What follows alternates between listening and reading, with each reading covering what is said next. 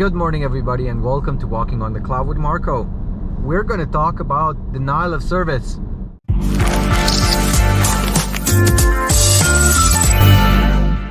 I've had some questions about denial of service on LinkedIn. I put this document out about AWS's Shield service, how it gave us an overview of typical denial of service attacks that AWS sees, and there was this mention of a reflection attack that had about 2.3 terabits of traffic,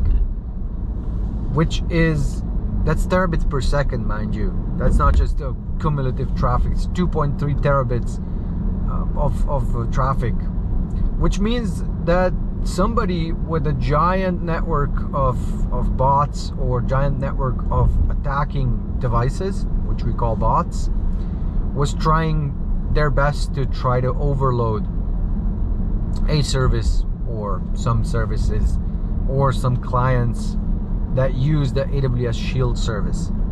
So if we just back up a little bit and dissect what a DDoS attacker would want to do. So first, they've got their control workstation, right? Well, control server, whatever you want to call it. This is where you have your malware control device, and that control device controls several different nodes that you would use to attack somebody, right? These nodes could be any kind of device that's connected to the internet. So either a home computer or a server, or perhaps IoT devices like cameras and routers and fridges, for all I care, right? All of those devices, if they can create requests towards the internet, and if somehow they can be accessed by the attacker, they can become a member of the botnet. Now, botnets can have multiple layers. You could have coordination servers that coordinate the attack. You could have just the devices doing the hits. So the more layers there are, the harder it is to find that attacker. I should put some schematics on. I'm going to put some schematics on. I'm going to put some schematics on the video to give you a bit of an idea how this works. So essentially, what we want to do is we want to make sure that any bots are not overwhelming our resources. So a typical type of attack is a reflection attack. A reflection attack is a really easy attack to do. Basically, what you do is you don't need to have a control over your network, right? All you need to do is you need to find hosts that are vulnerable to a certain type of reflection attack, right? And what you do is you fake a packet with your target, whoever your target is. You put their target's IP address inside of the packet, and you send a request for which you expect a very large response. Like, for example, a DNS reflection attack is where you send a DNS request where the response will list the whole DNS zone, for example, right? So it's a few bytes that you send in the request, and you get kilobytes and kilobytes of data possibly coming out of the response. Now, what you want to do is you want to have a whole host of nodes that do the response. And in the request, you fake your IP address in the request. You spoof the IP address so that it looks like your requester is the target that you want to attack. So you send the packet to the vulnerable DNS servers, and then hundreds of thousands of vulnerable DNS servers will respond to the IP address that you spoofed, right? We'll give a response to that IP address, and that IP address is suddenly going to start receiving responses from hundreds of thousands of servers, and that target's going to be like, what's going on? I can't handle this, right? So there are two goals for this. The first goal is to just try to oversaturate the network, right? You send enough packets into the network, you oversaturate the uplink for that server, for that device, for that target that you have.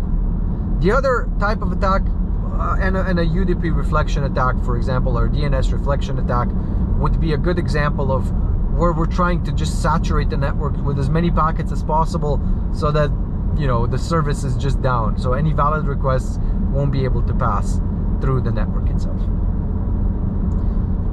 There are other types of attacks, so, you know, completely valid are different types of attacks. And then we have attacks that actually try to mimic the way users would use our application and try to overwhelm our servers with requests. So you either give broken requests that the server will try to respond to and will not be successful, or what you try to do is you try to very, very slowly open a session and then very, very slowly communicate with the server and then open many such sessions so that you exhaust the session capability of the server. So the server has a limited number of ports on which it can work on, and if you open a session on all the ports and communicate very slowly, then you will basically overwhelm that server. Now, these patterns are kind of easy to identify, right? If somebody's sending segmented packets very slowly, then you know that might be an attack. You just cut them off. You don't care about a user. Now, maybe you'll cut off some mobile users. You know, who cares? The mobile user doesn't expect the service to be uptime 100% up because they might blame their mobile network.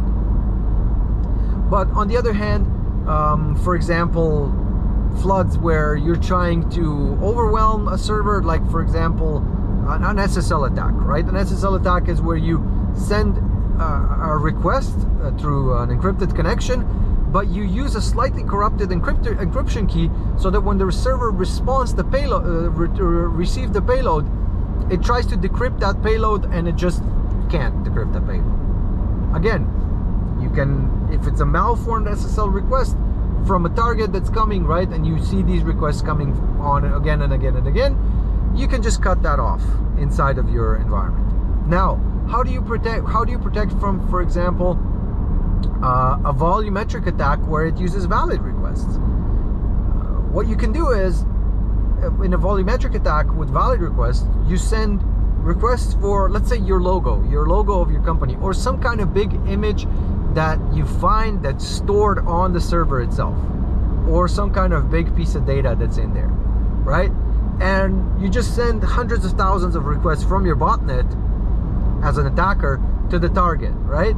And these requests look valid. You might be thinking, oh, ooh, my site is getting so many requests. This is really good, right? We're getting so much traffic, but it's not actually traffic. It's an attacker trying to mimic traffic as, you know, as much as possible.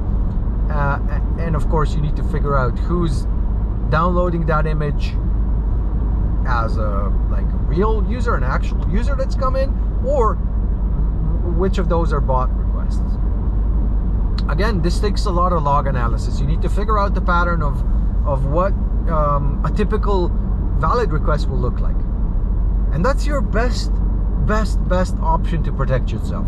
Knowing your application and knowing what your application does and knowing what the response needs to look like, you have a way to protect, whether you're on AWS, on Google Cloud, or Azure, or wherever. You have a way to put a web application firewall in front, and a web application firewall can say only these types of requests, only this structure of requests will be allowed, everything else, sorry, no go, right? This is where sort of there's a whole science of how do we protect from our applications. Now, of course, we don't live in an ideal world, and a lot of the times the applications are very fluid, and there isn't a standard pattern. There isn't a standard expected connection string, an expected format that we're getting onto our website. So what you want to do is you want to have as little of your content on the server itself.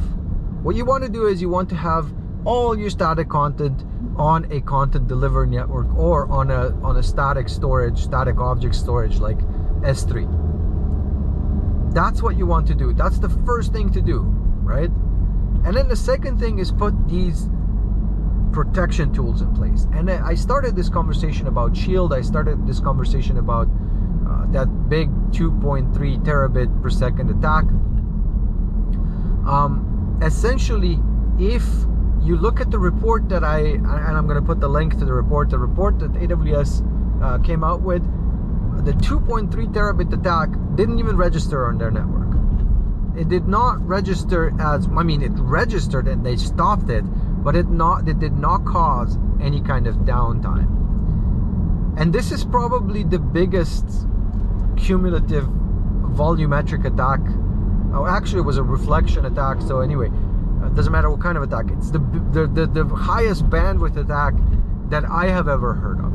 Previously, there were, terabit attacks are rare, where you have terabits per second. What are terabits per second? Well, it's thousands of gigabits per second, right? And what is gigabit per second, right? It's like, think of, Ethernet, right? 1 gig Ethernet, that's 1 gigabit. 10 gig Ethernet that you would have in your servers, that's a 10 gigabit attack, right? If you utilize 100% of your 10 gig Ethernet link. 100 gigabit attack would be something that probably maybe you see in your backbone in your on-prem. You'll see 100 gigabits ports somewhere, right? Now the theoretical maximum of Ethernet right now, well, not the theoretical maximum, but Ethernet has been now certified up to 800 gigs, right?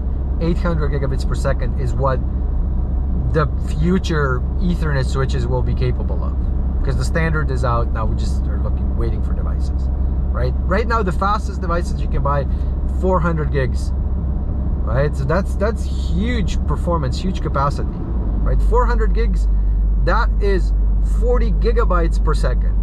That's pretty awesome, right?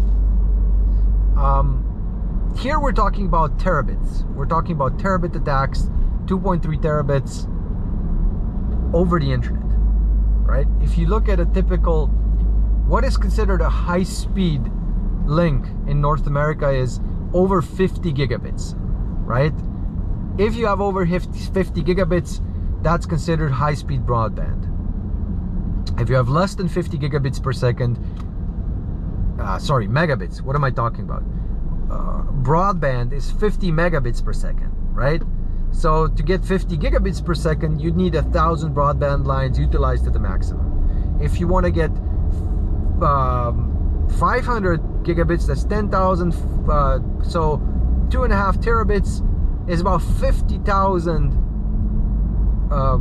broadband lines, what are considered to be broadband lines, 50 megabit broadband lines, utilized up to the maximum. And we're talking about upstream here, right? We're talking about upload. If you have 50 megabits of upload, well, great. You have a great internet connection. I don't.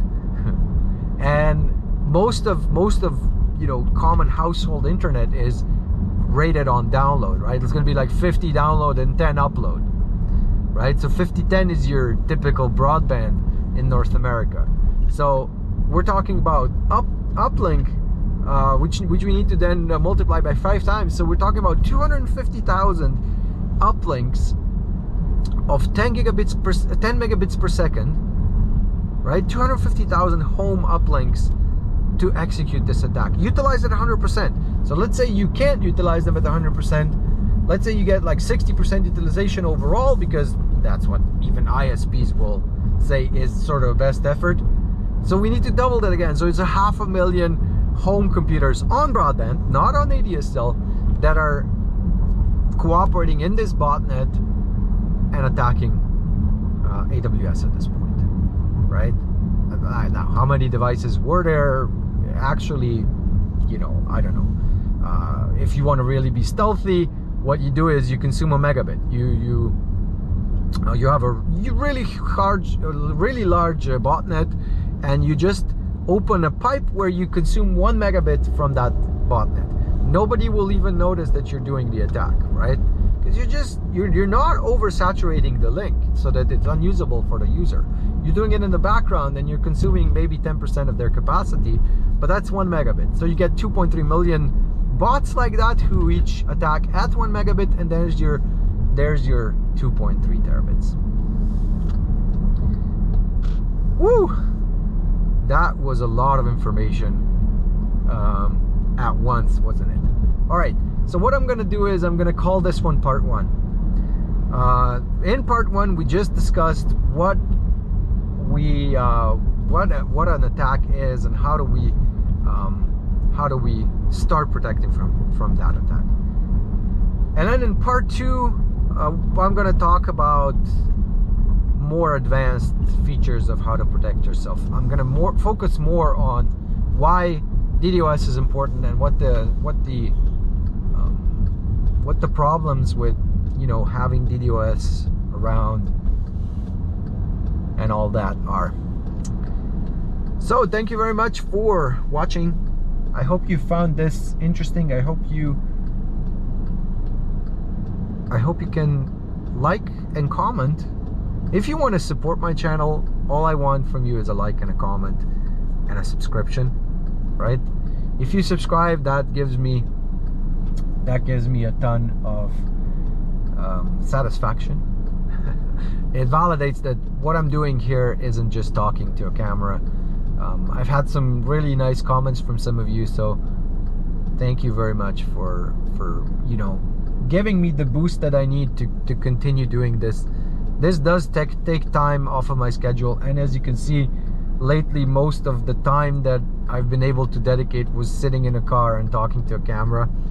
I am getting back to the certification series and everything else, so I do promise that right now data analytics is kicking my ass. I just can't seem to be able to record that one. Again, I'm gonna give you some bloopers because there's some funny moments that are recorded on that one. And of course, I appreciate everybody who is subscribed and everybody who watches these videos, and I will see you in the next one where I'm gonna expand more on Denile of Service. All right, thank you very much, and I will see you in my next video.